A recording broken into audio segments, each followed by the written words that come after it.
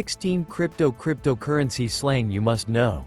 Welcome to the update. Please subscribe if you would like to receive future updates on free airdrops and cryptocurrencies.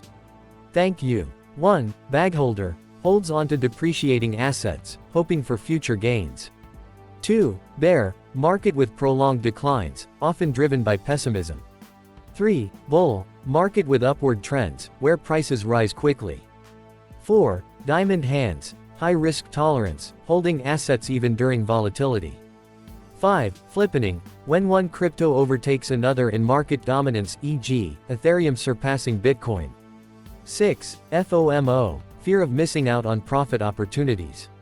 7. FUD fear, uncertainty, doubt, often dismissed by crypto bulls. 8. HODL holding assets long-term through price swings. 9. Laser eyes meme for focusing intensely on bullish trends. 10. Meme coins cryptos based on internet memes, e.g., Dogecoin. 11. To the moon describes rapid price rises in crypto assets.